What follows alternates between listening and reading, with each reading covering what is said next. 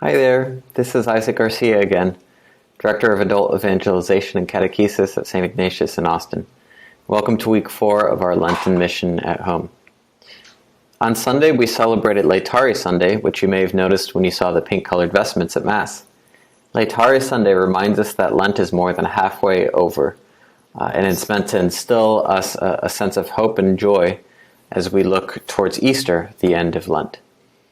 Sunday's vestment colors also have me wondering about our collective future after the pandemic. What if we're also more than halfway done with this pandemic, and I truly hope that we are. We know that what the end of Lent will be like in a few weeks, but what about the end of the pandemic? This week, our gospel, and the liturgical year itself, calls us to turn our attention to the future. In Sunday's gospel, we hear the story of the man born blind in the Gospel of John. In this story, the religious leaders were so afraid of the future that they made it known to anyone who acknowledged Jesus as the Christ that they would be kicked out of the community. Quite the punishment, and one many of us have had a taste of in the past year with increased social isolation.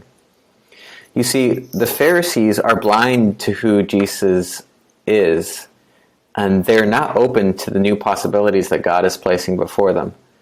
The Pharisees stand in contrast to the man born blind who sees Jesus clearly by the end of the story, literally and figuratively.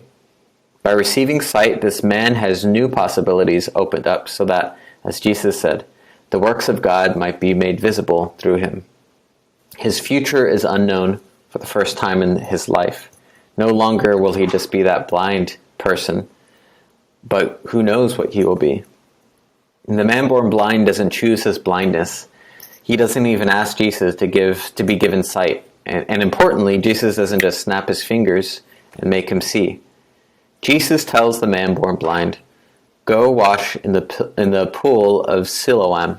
By doing so, Jesus invites the blind man to be a participant in his own future. None of us chose to live during this pandemic, but like the man born blind, we can choose to participate in seeing the new possibilities God is opening up for us. Right now, you may not even feel up to looking at the future, thinking about the future. You may not have much beyond just the will to survive to the next day or the next week, or just until you get a vaccine, or whenever that is. It's not a stretch of the imagination to think that the man born blind was in a similar mode of living, just doing what needed to be done to get through the day, to get to the next one. Yet, we're called through the story of this blind man to do more than survive.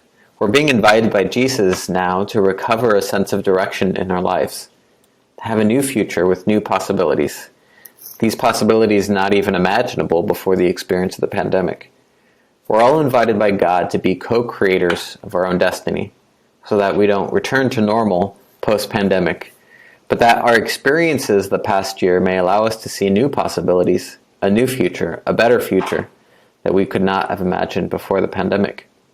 Up to this point, all of these materials for the Lenten mission at home have been mostly inwardly focused and about the past. Now we're taking a very intentional turn to the future as we wonder what's next, as we imagine what post-pandemic life could be like. There are some reflection questions below to help you with that. But one of the big questions here is, how has the pandemic opened your eyes to what the future could be like for you, for your family, and your St. Ignatius parish community? We who minister here at St. Ignatius have been asking ourselves this question too. What's our community going to be like? What's it going to look like after all this is over? We want to hear from you, and in fact, we actually need to hear from you if we want a vibrant post-pandemic parish life.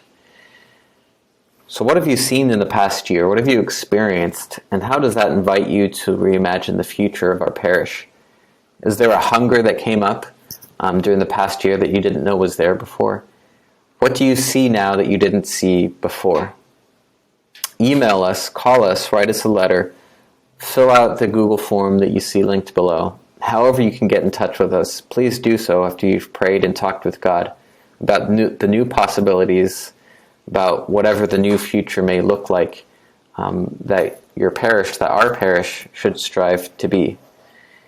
So please know of my prayers for you and for your whole family now and through the rest of Lent and the rest of the pandemic.